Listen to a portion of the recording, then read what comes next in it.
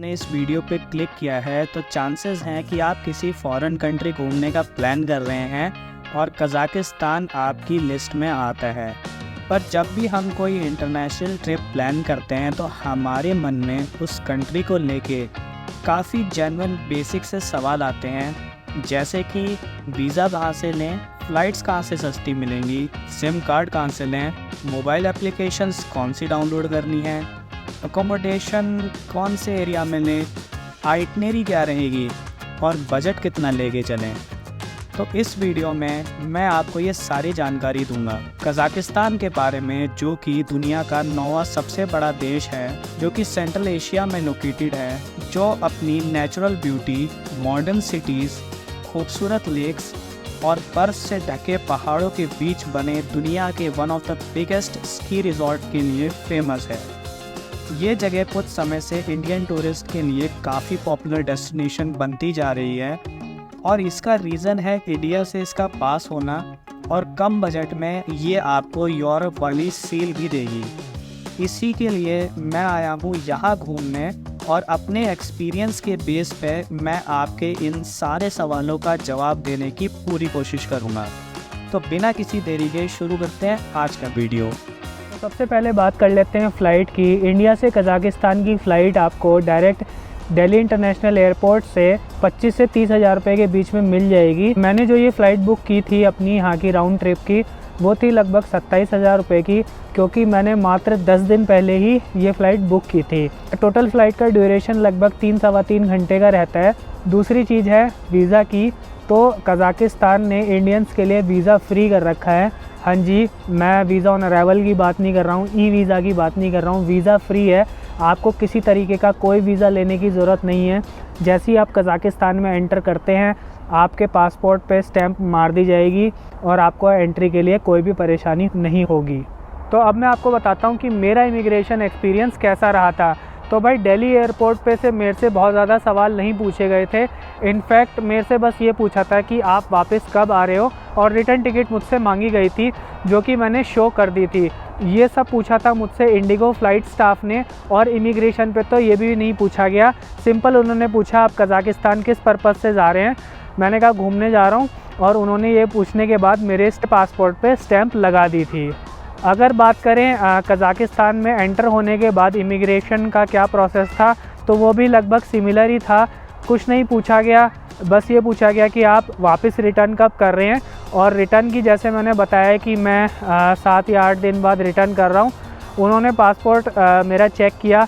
वैसे उस पर वो क्या कर रहे थे, कुछ पता नहीं, लेंस से पासपोर्ट को मेरे देख रही थी काफ़ी देर तक। हालांकि पूछा कुछ नहीं, बट वो देखने के बाद उन्होंने फाइनली पासपोर्ट पे स्टैंप लगा दिया और मुझे एंट्री मिल गई। तो अब हमारा फ़्लाइट्स और वीज़ा सॉर्ट हो गया है। अब बात कर लेते हैं आपको कज़ाकिस्तान किस मौसम में आना चाहिए। ये एक ईयर ऑल अराउंड डेस्टिनेशन है। हाउएवर जो एक्सट्रीम विंटर्स के सीज़न हैं, जो कि आपके दिसंबर से फरवरी तक चलते हैं, उनको आप अवॉइड कर सकते हैं, क्योंकि यहाँ पर सिटी में -10 -15 डिग्री टेम्परेचर जाता है।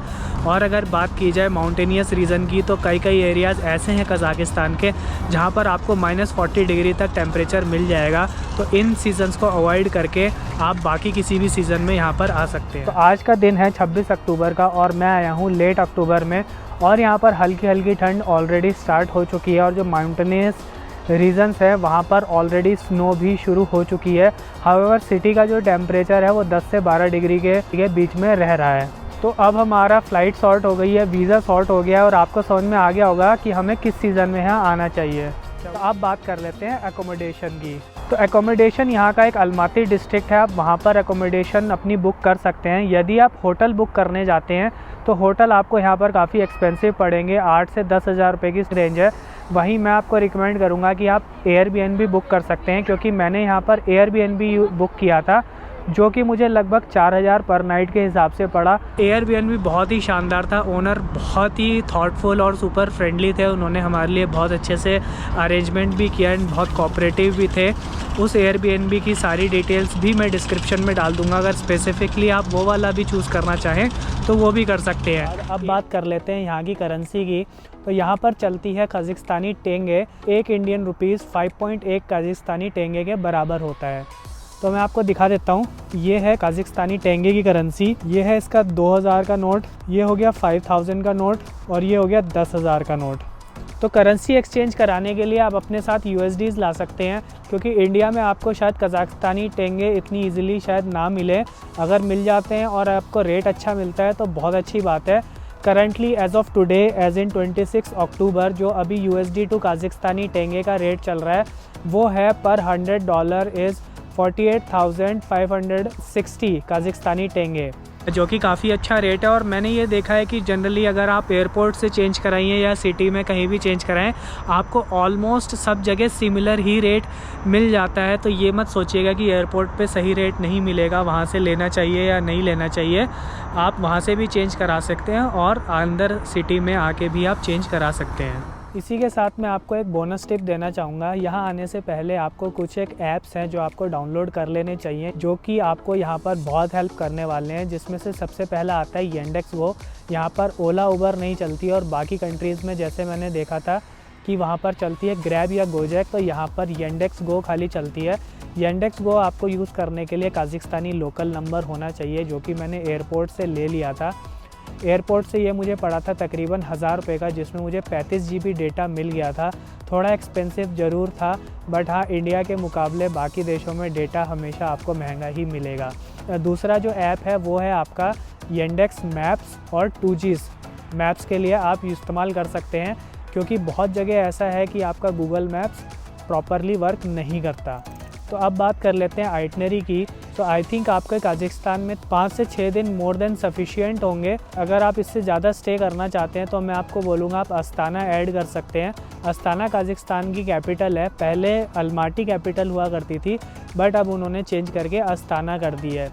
तो डे 1 पे आप एक्सप्लोर कर सकते हैं आसपास अलमाती के कुछ लोकल अट्रैक्शंस, जिसमें सबसे पहला है ग्रीन बाज़ार। ग्रीन बाज़ार से 5 मिनट की दूरी पे आपको मिल जाएगी राहत चॉकलेट फैक्ट्री। उसके बाद आप जा सकते हैं पेनफिलो पार्क, एसेशन कैथेड्रल और पार्क ऑफ ग्लोरी। ये सारी जगह आप बहुत इजीली आधे दिन में देख लेंगे। अगर आप बहुत टाइम लगा के भी इन चीज़ों को देखते हैं तो भी आपके लिए 1 डे मोर देन सफिशिएंट है, क्योंकि ये सारी आसपास ही हैं 5 से 10 मिनट की दूरी पे। इधर वॉकिंग या फिर आप यहाँ पर टैक्सी येंडेक्स गो लेके भी जा सकते हैं। अगर आपके पास टाइम बचता है तो आप शाम को आप एक्सप्लोर कर सकते हैं अरबत स्ट्रीट की नाइट लाइफ को।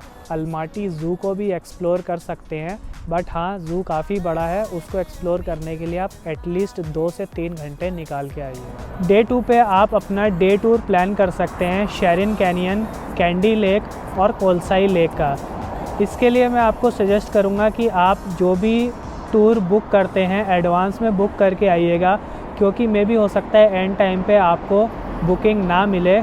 मैंने ये टूर बुक किया था अगोड़ा से, जो कि मुझे पड़ा था 4000 समथिंग का, और जो कि काफ़ी अच्छा टूर था। जो गाइड थी प्रॉपर इंग्लिश स्पीकिंग गाइड इसमें था। सबसे पहले हम गए थे शेरिन कैनियन। शेरिन कैनियन में थोड़ा सा समय बिताने के बाद हम गए थे कैंडी लेक या खैंदर लेक भी जिसको बोलते हैं, और उसके बाद हमने सते विलेज में किया था लंच, जो कि एक बहुत ही ट्रेडिशनल वे में ट्रेडिशनल खाने के साथ एक्सपीरियंस कराया गया था, जो कि बहुत ही अमेजिंग था। उसके बाद हम गए थे अपने लास्ट डेस्टिनेशन की तरफ, जो कि था Kolsai lake, which was super amazing. ये जो टूर है ये 1 डे का भी होता है, 2 डे का भी होता है। मैंने ये 1 डे का टूर लिया था, आप चाहे तो इसको 2 डे का भी ले सकते हैं, बट हाँ, मेरे ओपिनियन में 1 डे मोर देन सफिशिएंट है सारी जगहों को अच्छे से एक्सप्लोर करने के लिए। डे 3 पे आप अर्ली मॉर्निंग जा सकते हैं कोकटोबे कंडोला राइड लेके। यहाँ पे आप 2 से 3 घंटे इजीली स्पेंड कर सकते हैं। इसके बाद आप जा सकते हैं फर्स्ट प्रेसिडेंशियल पार्क, यहीं से कैब लेकर या फिर आप वापस सीट से बस नंबर 86 लेके first presidential park. First presidential park से आपको मिलेगी बस नंबर 28 बिग अलमाती लेक के लिए। वो आपको एक पॉइंट तक ही छोड़ेगी, जहाँ से आपको आगे फर्दर हाइक करके जाना पड़ेगा, जो कि लगभग 5 से 6 घंटे की हाइक है। उसके बाद आप सेम बस पकड़ के वापस आ सकते हैं फर्स्ट प्रेसिडेंशियल पार्क, और बस नंबर 86 लेके आप आ सकते हैं अरबत स्ट्रीट, जहाँ पर आसपास आपका होटल होना चाहिए। तो डे 4 पे आप प्लान कर सकते हैं शिम्बुलक स्की रिज़ॉर्ट का। सिटी सेंटर से बस नंबर 12 लेके, जो कि लेगी आपकी लगभग 1 घंटा, आपको पहुंचा देगी शिम्बोलक स्की रिज़ॉर्ट पे। और यहाँ घूमने के लिए अगर आप पूरा दिन भी स्पेंड करें तो भी कम होगा, क्योंकि यहाँ पर 3 लेवल्स हैं। एक कंडोला लेवल 1 तक आती है क्लोज राइड, और दूसरी है कंडोला ओपन राइड जिसमें मैं अभी बैठा हूँ। यहाँ पर आके आप बहुत अमेजिंग पिक्स अपनी खिंचा सकते हैं, इंस्टाग्राम के लिए रील बना सकते हैं और बहुत सारे खूबसूरत मोमेंट्स कैप्चर भी कर सकते हैं बर्फ़ में। तो भाई साथ के साथ एक खूबसूरत नज़ारे भी मैं आपको दिखाता चलता हूँ। इन सब चीज़ों में आपके मोस्टली टूरिस्ट अट्रैक्शंस कवर हो जाएंगे। अगर इसके बाद भी आपके पास समय बचता है तो आप इसिक लेक और एक वाटरफॉल जिसका अभी मैं नाम भूल गया हूँ, बट मैं डिस्क्रिप्शन में उसका नाम ज़रूर डाल दूँगा, तो आप उसे विज़िट कर सकते हैं। उसके अलावा डे 1 पे मैंने आपको जो जो अट्रैक्शंस बताए हैं, अगर आपको लगता है कि आपका डे काफ़ी जैम पैक्ड हो गया है तो उसमें से ग्रीन बाज़ार और राहत चॉकलेट फैक्ट्री आप चाहें तो स्किप भी कर सकते हैं, क्योंकि बेसिकली वो एक लोकल बाज़ार ही है, सॉर्ट ऑफ मिक्सचर ऑफ पालिका बाज़ार और सरोजनी जैसे हमारा मार्केट होता है, उसका एक सॉर्ट ऑफ मिक्सचर ही है। और राहत चॉकलेट फैक्ट्री ज़रूर उसको बोलते हैं, बट बेसिकली वो एक बड़ी सी चॉकलेट की दुकान है। अब लास्ट डे में इन 2 इवेंट्स को शिफ्ट करने के लिए इसलिए बोल रहा हूँ क्योंकि आपकी आज रात को है फ़्लाइट और आपके पास बच गई हैं काज़ाकिस्तानी करेंसी थोड़ी बहुत, जो कि आप वापस नहीं ले जाना चाहोगे, क्योंकि वो आपको वापस एक्सचेंज उसका नहीं मिलेगा इंडिया में। तो आप अपने परिजनों के लिए, दोस्तों के लिए, पड़ोसियों के लिए जो उम्मीद करते हैं कि आप अगर फ़ॉरेन ट्रिप से आए हैं तो उनके लिए कुछ ना कुछ गिफ्ट लेकर आएंगे, तो आप उनके लिए वहाँ से कुछ शॉपिंग, लोकल शॉपिंग कर सकते हैं। और सबसे बढ़िया गिफ्ट तो यार मुझे लगता है चॉकलेट्स ले जाओ सबके लिए, बड़े हो बच्चे हो सबके लिए चॉकलेट एक बहुत ही बेहतरीन गिफ्ट है, सब में बांट दो। तो इस तरीके से आपका 5 दिन का आइटनरी काज़ाकिस्तान की बन जाएगी। तो ये मैंने आपको ऑलमोस्ट पूरी जानकारी दे दी है कज़ाकिस्तान ट्रिप की। इसके बाद भी यदि आपके कोई भी क्वेश्चंस और किसी तरीके की कोई भी कन्फ्यूजन है, बेझिझक आप कमेंट करके मुझसे पूछ सकते हैं। I try my best to answer all your queries. और अगर आप व्लॉग देखना पसंद है तो मेरे चैनल पे मैंने अपनी पूरी कज़ाकिस्तान ट्रिप की व्लॉग्स भी डाले हैं, तो please subscribe to my channel और मिलते हैं नेक्स्ट वीडियो में।